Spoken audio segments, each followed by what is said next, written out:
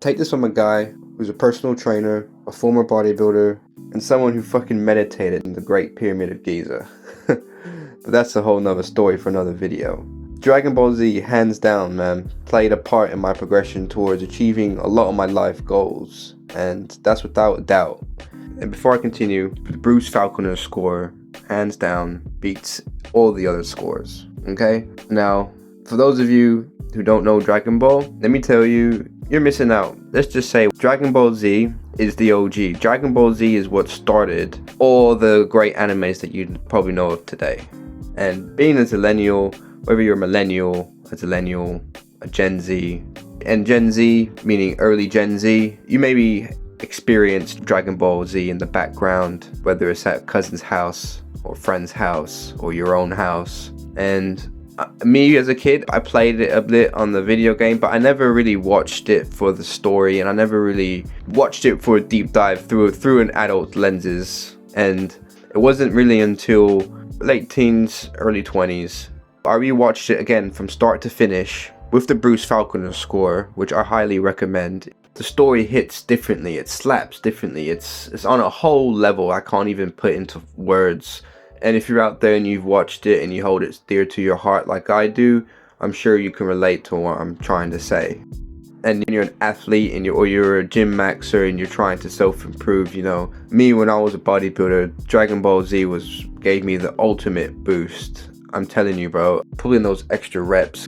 When you watch Goku in the hyperbolic time chamber or watch him in his spaceship on the way to Namek, that's some type of hardcore motivational shit that gets me going. That to me is inspiring. Another key moment when, if you're out there, I'm sure you know, Goku and Gohan, as soon as they walk out of that hyperbolic time chamber, man, I like to treat, going into the gym as my hyperbolic time chamber.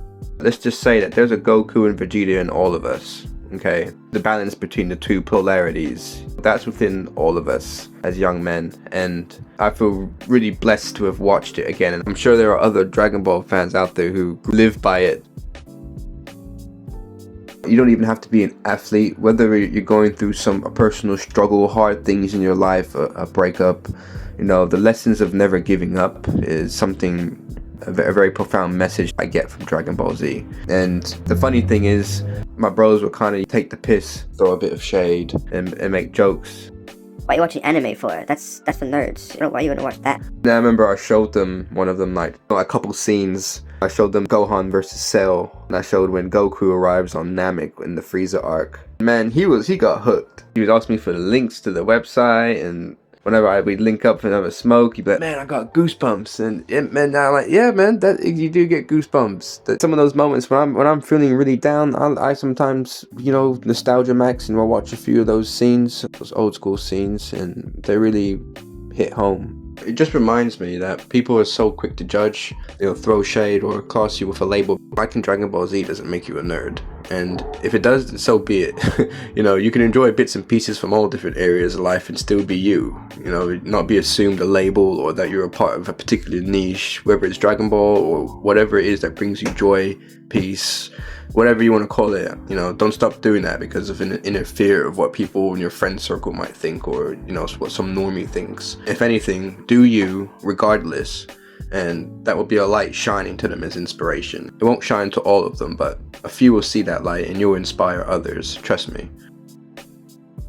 One powerful message that really resonates with me from Dragon Ball Z, the power of friendship, what friendship used to be, and what it's supposed to mean. And a lot of those friends started off as enemies, and then they later became friends. Friends on another level, on a level deeper than bros, where these bros are ready to ride and die for each other, no matter what threat came to the planet. And that's a strong message that I feel a lot of guys, a lot of zillennials, a lot of Gen Zs, and even millennials, that message is phased out now, and you don't really hear that anymore. You don't really see shows that give that message, that strong message of guidance. In my darkest days, Dragon Ball Z did give me guidance and give me a bit of light at the end of the tunnel.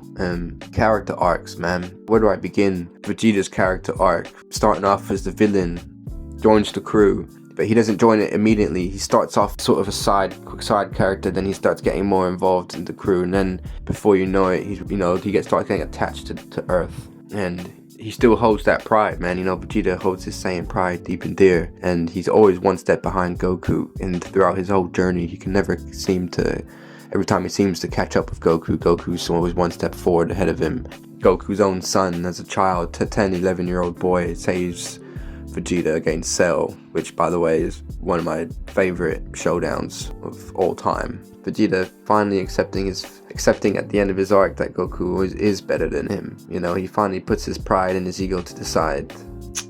And there's another moment that sticks out to me that always holds special to my heart. You know, when Gohan is taking on Cell with their final Kamehameha blast, and Piccolo starts to go help him, and then Tien sees that and he says a speech, which I'll show on the screen here.